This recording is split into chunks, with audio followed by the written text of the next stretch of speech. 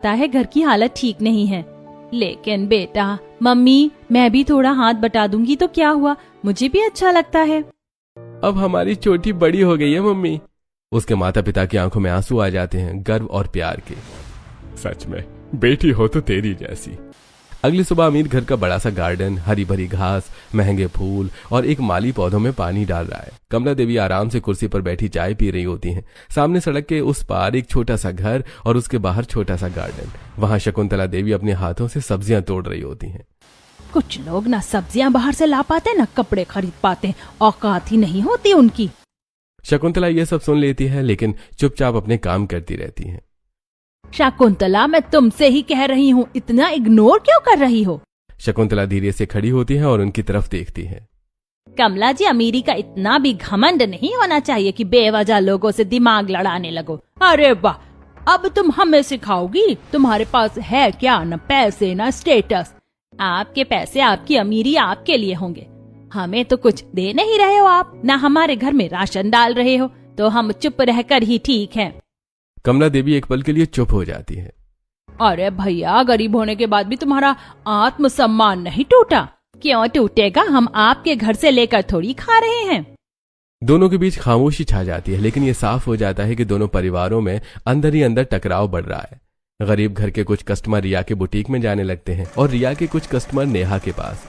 एक अमीर आंटी रिया के बुटीक में आती है, हाथ में एक सूट लेकर। अरे रिया, देखना ये सूट मैंने नेहा से सिलवाया था, फिटिंग देखो कितनी अच्छी है, बस क्वालिटी थोड़ी कम है। रिया सूट को पकड़कर घूरती है। था तेरे की, ये क्या सिलाई है और कहाँ से आपको इसकी फिटिंग अच्छी लग रही है?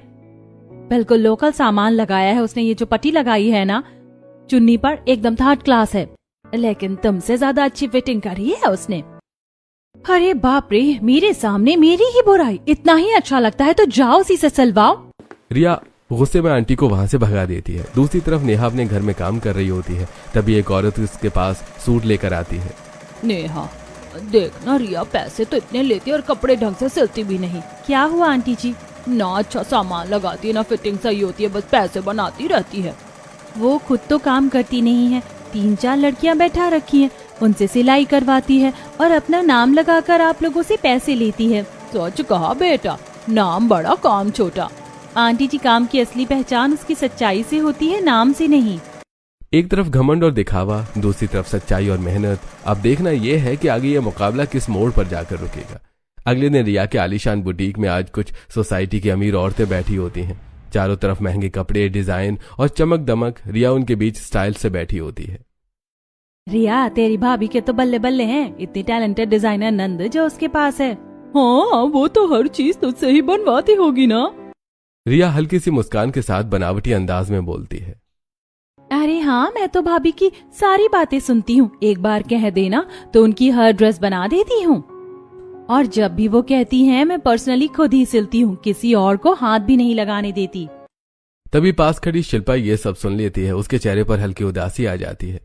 हद है, ये बाहर कितना दिखावा करती है, अगर सच में थोड़ी सी भी मेरी बात सुन लेती तो कितना अच्छा होता।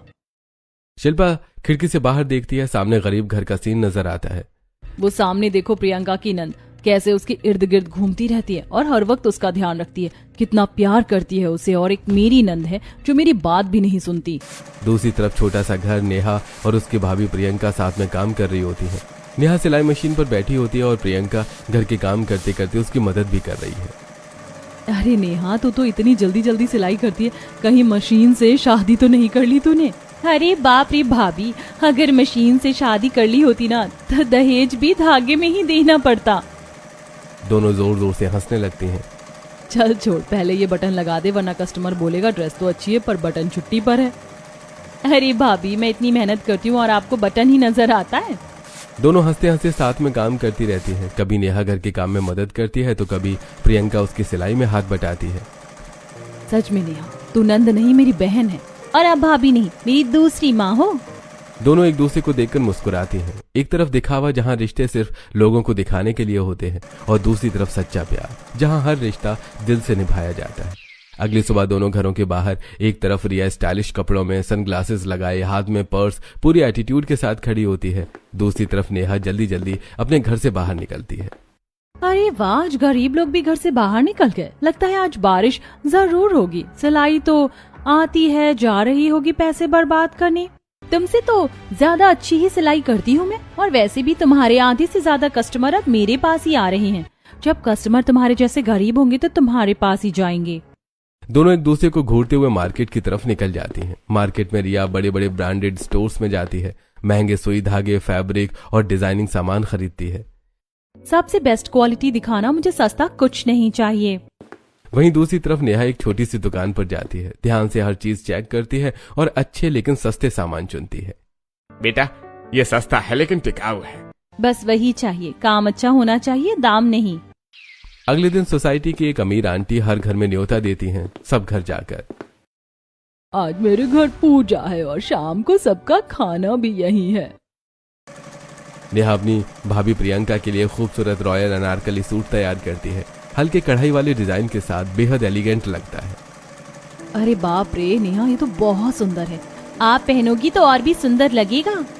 दूसरी तरफ शिल्पा रिया से कहती है, दीदी मेरे लिए भी एक अच्छी सी ड्रेस बना दो ना।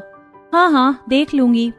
रिया बस एक पुरानी डिजाइन की ड्रेस निकाल कर दे देती है। सभी लोग पूजा में पहुंचते हैं। प्रियंका अपनी अनारकली में बेहद खूबसूरत लग रही होती है। अरे रिया, तूने तो अपनी भाभी को बहुत सुंदर शरारा सूट बनाया है। हाँ देखो, मुझ में कितना टैलेंट है। कुछ बनाती तो है नहीं मेरे लिए और सबके सामने झूठ बोलती रहती है। तभी दूसरी तरफ सब प्रियंका और नेहा को देखते हैं। अरे प्रियंका, ये ड्रेस कहाँ से बनवाई? मेरी नंद नेहा ने बनाई है। भाभी पर तो हर ड्रेस ही अच्छी लगती है। शाम को नाइट पार्टी शुरू होती है। नेहा ने अपनी भाभी के लिए दूसरी खूबसूरत ड्रेस भी तैयार की होती है। ब्लैक साड़ी और परिवार के बाकी लोगों के कपड़े भी उसने ही बनाए होते हैं। दूसरी तरफ रिया शिल्पा को एक पुरानी ड्रेस थमा देती है। ये पहन लेना,